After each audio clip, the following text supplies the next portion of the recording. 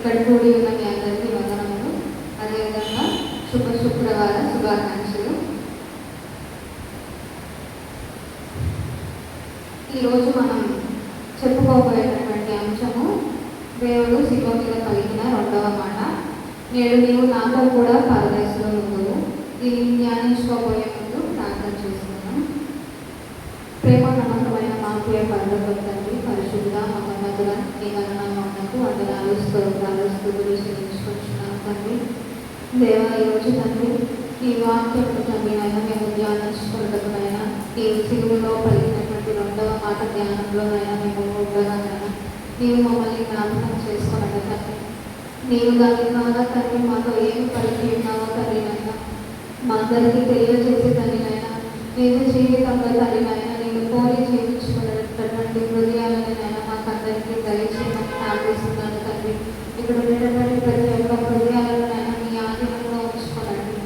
ఈ గుడ్ ఫ్రైడేనైనా ప్రతిసారి జరిగించుకునే విధంగా కాకుండా నీ కొరకునైనా కేవలం నీ నామ మహిమార్థం జరిగించుకొని మా జీవితాలలో మార్పు కలిగించుకొని మా శ్రేణైన యేసునామమున ప్రార్థించుకొనుచున్నాము తండ్రి. ఆమేన్. లూకా సువార్త 23వ అధ్యాయం 43వ వచనం ఒకసారి చదవండి.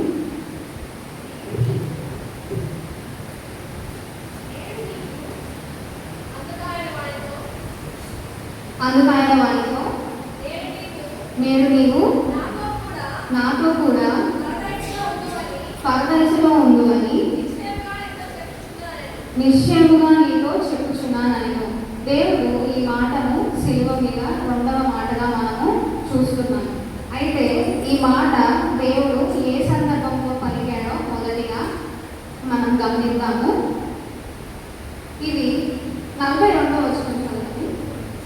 ఆయనను చూచి యేసు నీ రాజ్యంలోనికి వచ్చినప్పుడు నన్ను జ్ఞాపకం చేసుకోమనెను. ఈ మాట శిలువపై దేవునితో రెండవదంగా ఉన్నాడు కదా, ఆయన పలికినప్పుడు ఆయనకి జవాబుగా దేవుడు మనకి ఈ మాటని చెప్తున్నాడు. అంటే దొంగకి దేవుడు అభయం ఇస్తున్నాడు. ఏమని? దేవా నీ రాజ్యము వచ్చినప్పుడు నన్ను జ్ఞాపకం చేసుకో అని దేవుణ్ణి రెండవదంగా అడిగినప్పుడు ఆయన ఏం చెప్తున్నాడు అనంటే, నేడు నీవు నాతో కూడా పరదేశంలో ఉండు అని నిశ్చయముగా నేను నీతో చెప్పుచున్నాను అని చెప్పారు. నిశ్చయము అనంటే అక్కడ దేవుడు ఆ దొంగకి అభయం ఇచ్చాడు. అయితే దీనికి ముందుగా దొంగ ఈ మాట పలుకుటకు ముందు మనం గమనిద్దాము.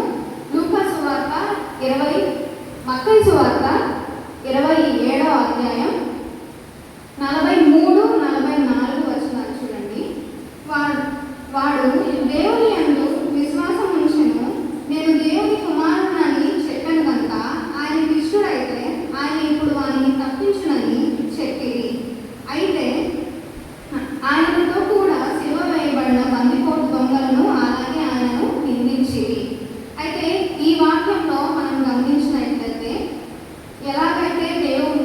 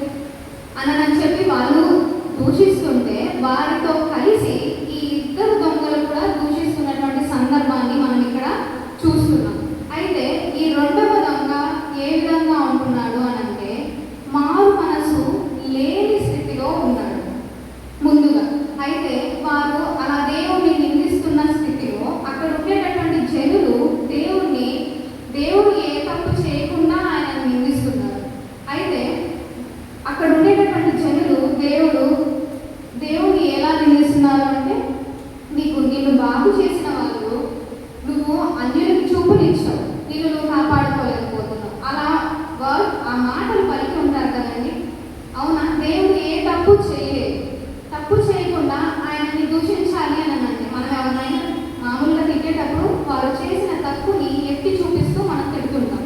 అయితే ఇక్కడ జనులకు, ఆ శాస్త్రులకు, పెద్దలకు దేవుడిని తిట్టే అవకాశము ఏ రూపంలో ఉందంటే దేవుడు చేసిన ఆశ్చర్య క్రియలను బట్టే వారు దూషించాల్సి వస్తుంది. అయితే ఒక రకంగా అది మంచిదైంది. ఎందుకు అనంటే అక్కడ ఆ వారు దూషణ మాటల ద్వారా ఆ దొంగకి సువార్త అందించబడింది. దాని ద్వారా దేవుడు ఆ దొంగకి ఆ క్షణంన మారు మనసును దయచేసి పరలోక రాజ్యమును అక్కడ దయచేసే గొప్ప కార్యం ఆ శిలువ మీద జరిగింది. అయితే నువ్వు జనులకు చూపునిచ్చినవాడు, నిన్ను నువ్వు కాపాడుకోలేవా?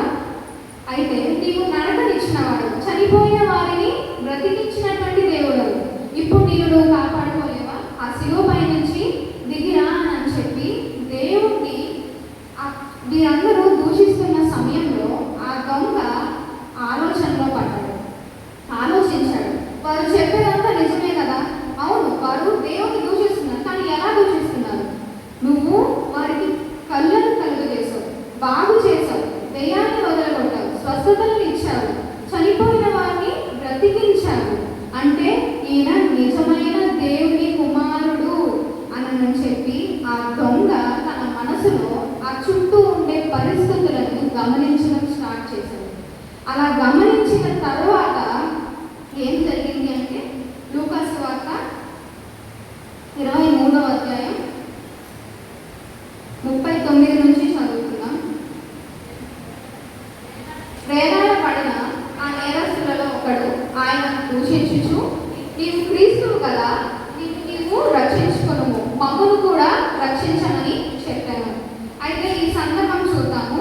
అక్కడ ఇద్దరు దొంగలు ఉన్నారు, మొత్తం దేవునితో కలిపి 3 ఉన్నారు. అయితే వారిలో మొదటి దొంగ స్వభావము, రెండవ దొంగ స్వభావము ఇక్కడ మనం గమనిద్దాం. ఈ లేఖనంలో రాయబడిన ప్రకారమే చూడండి. ఆ నేరస్తులలో మొదటి వాడు ఒకడు దేవుని ఏం చేస్తున్నాడు అంటే అన్యుల వలె దూషిస్తున్నాడు. దూషించి నీవు దేవుడవు కదా అంటే దేవుని యందు నమ్మకం పూర్తిగా లేదు, అన్యుల వలె గ్రహింపు లేకుండా నీవు క్రీస్తువు కదా, నిన్ను నీవు రక్షించుకొని నన్ను కూడా రక్షించు అంటున్నాడు. ఫస్ట్ నువ్వు కాపాడుకోగలిగి తర్వాత నన్ను కాపాడు అని చెప్పి అక్కడ వెటకారంగా మాట్లాడుతున్నారు, అంటే అపహసిస్తున్నాడు దేవుడిని. అంటే ఈ మొదటి దొంగ స్వభావము అంటే హృదయము మనోనేత్రములకు గుడ్డితనం కలిగిపోయి ఎలా బిహేవ్ చేస్తున్నారు అంటే అన్ని అక్కడ ఉండేటటువంటి వారిలానే ఉన్నాడు. కనుక ఆ దొంగకి మారు మనసు అనేది రాలేదు. ఎలా ఉంది అంటే దేవుణ్ణి ఫస్ట్ దూషిస్తున్నాడు, అలానే దేవుణ్ణి అవమానపరిచి అపహసిస్తున్నాడు. అదేవిధంగా నిన్ను రక్షించుకొని నన్ను రక్షించు అంటున్నాడు. అంటే దేవుని వ్యక్తిగత పాలన చేస్తున్నాడు. అంటే ఆ హృదయాలన్నీ దేవునికి విరోధంగా ఉన్నాయి. ఆ హృదయంలో ఇంకా దేవుని మాటలు ఆయన చేసినటువంటి త్యాగాన్ని గ్రహించే మనసు అక్కడ ఆ దొంగకి లేదు. ఎందుకంటే ఆయన మనసులో దేవుని మించిన అన్నీ వెళ్ళిపోయాయి. మిగతావి మంచికి చోటు లేకుండా అన్ని చెడుతనంతో నింపేసుకొని ఆ విధంగా ఉన్నందువల్ల మొదటి దొంగకి గ్రహింపు లేక, పాప క్షమాపణ లేక, తగ్గింపు స్వభావం లేక, దేవుని గుర్తించక, దేవుని త్యాగంని ఎరగక దేవునికి దూరమైన స్థితిలో మొదటి దొంగ ఉంటే, రెండవ దొంగ చూడండి. అయితే రెండవ వాడు వారిని గద్దించి, నీవు అదే శిక్షావిధిలో ఉన్నావు కనుక దేవునికి భయపడవా? మనకైతే ఇది న్యాయమే, మనం చేసిన వాటికి తగిన ఫలము పొందుతున్నాము కానీ ఈయన ఏ తప్పిదము చేయలేదని చెప్పి. రెండవ దొంగ చూడండి, ఇక్కడ మొదటి వారిని గద్దించాడు. గద్దింపు, ఈ వచనంలో గద్దింపు అనే సందర్భం ఎక్కడ, దాని మీనింగ్ మనం ఏదన్నా తప్పు చేసి అది తప్పు అని తెలిస్తే పక్కన వాళ్ళకి మనం తప్పు అని కరెక్ట్ చేసేటటువంటి ఛాన్స్ ఉంటుంది. అయితే ఇక్కడ మొదటి దొంగకి గద్దిస్తున్నాడు అంటే ఆయనని ఆ తప్పుని చెప్తున్నాడు. నీవు దేవుని కుమారుని నిందించడము, ఆయనని గుర్తించకపోవడం అది తప్పు అని చెప్పి గద్దించి తర్వాత ఏమని చెప్తున్నాడు, మనము అదే శిక్షా విధిలో ఉన్నాము. అంటే ఆయన స్థితిని ఆయన గుర్తెరిగాడు. ఆయన ఏ స్థితిలో ఉన్నాడో, ఎంత పాపం చేశాడు అని చెప్పి ఆయన సొంత స్థితిని గుర్తెరిగి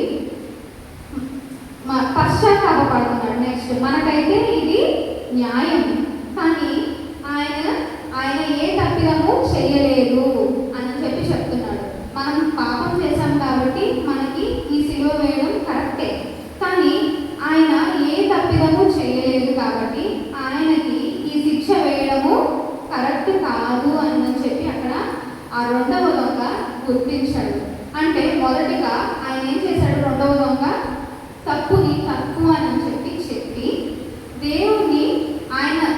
దేవుని ఎదుట ఆయన స్థితిని, ఆయన పాపపు స్థితిని ఆయన గుర్తెరిగాడు.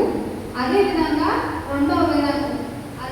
ఏం చేశారు అని అంటే, ఆయన ఏ తప్పు చేయలేదు, ఈయన దేవుని కుమారుడు అని చెప్పి గుర్తిరిగి ఆయనను విశ్వసించడం మొదలుపెట్టి చివరిగా నమ్మి ఆయనను చూచి, యేసు నీవు నీ రాజ్యానికి వచ్చినప్పుడు నన్ను జ్ఞాపకం చేసుకొనమనెను. ఈ మాట విశ్వాసం లేనిదే ఎవరు పలకలేదు. దేవా నీవు నీ రాజ్యంలో వచ్చినప్పుడు నన్ను జ్ఞాపకం చేసుకో అని ఆ దొంగ దృఢంగా పలకగలిగాడు. అంటే దేవుణ్ణి ఆయన ఆ క్షణంలో ఎంత విశ్వసించాడు అని చెప్పి మనకు తెలుస్తుంది.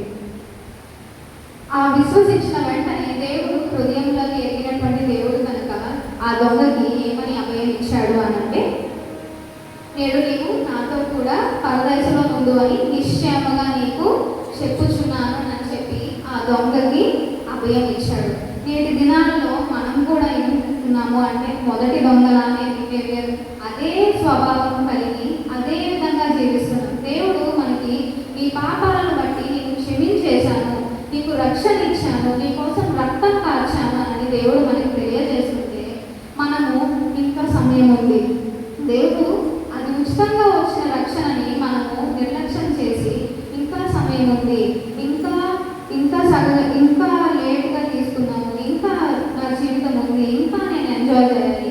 రక్షణ పొందినటువంటి వారైతే దేవునిలో తప్పిదము చేసి పాప క్షమాపణ లేకుండా నిజ స్థితిలో దేవుని ఆరాధించలేనటువంటి స్థితిలో మనం ఉంటే, రక్షణ లేనటువంటి వారు దేవుని నిర్లక్ష్యం చేస్తూ, ఆ రక్షణను నిర్లక్ష్యం చేస్తూ దేవునికి దూరంగా ఉండేటటువంటి పరిస్థితి, మొదటి దొంగని పోలినటువంటి పరిస్థితి మన జీవితంలో ఉందో ఒక్కసారి పరీక్షించుకోనండి. ఆ దొంగలకి సమయం లేదు, ఇంకొద్దిసేపట్లో చనిపోతారు. ఆ సమయంలో ఒక దొంగ ఏమో దేవుడిని ఎరుగక జీవిస్తుంటే, ఇంకొక దొంగ చివరి క్షణంలో దేవుని పాదముల చెంత చేరి దేవుని అభయము, దేవుని రాజ్యము పొందుకున్నాడు. నేటి దినములలో మనకి కూడా ఏ సమయం ఎప్పుడు వస్తుందో తెలియదు, దేవుని పిలుపు మనం ఎప్పుడు అందుకుంటామో తెలియదు. కానీ దేవుని కొరకు అదే పాత జీవితంలో అదే మొదటి దొంగలా జీవిస్తూ ఉంటే మన జీవితము నరకం పాలైపోతుంది.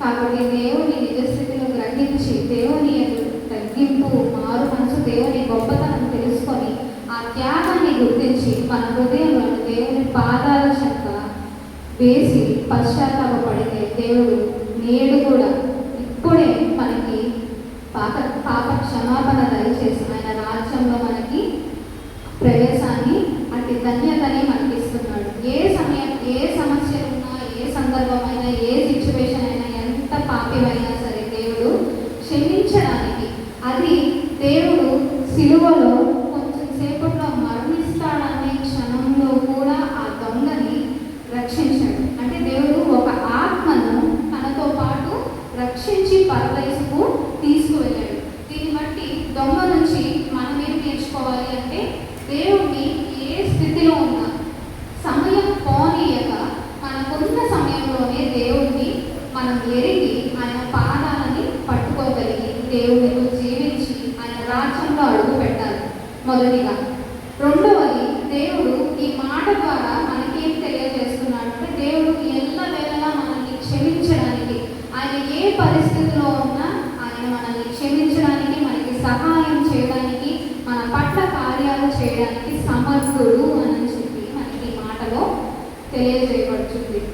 కాబట్టి దేవుని మనం ఎరిగి ఆయన పట్ల ప్రేమ కలిగి ఆయనకి మన హృదయంలో చోటిచ్చి ఆయనను మనం నిజ రక్షకుడిగా నిజ జీవితంలో యాక్సెప్ట్ చేసి ఆయన పాదాల చెంత ఈ క్షణమే మనం చేరుకోగలిగితే ఈ నా జీవితాలు మార్చి మనల్ని పరదేశంలో తీసుకెళ్ళటకు, అదేవిధంగా ఈ లోకంలో జయించటకు, ఈ లోకం నుంచి తప్పించటకు ఆయన నిత్య సమర్థుడుగా ఉన్నాడు. ఆ విధంగా మన జీవితాలను దేవుడితో నడిచి విజయవంతం చేసుకొని దేవుని రాజ్యంలో వెళ్ళుటకు, దేవుని స్తుతించి మహిమపరచుటకు మనకు దేవుడు తోడై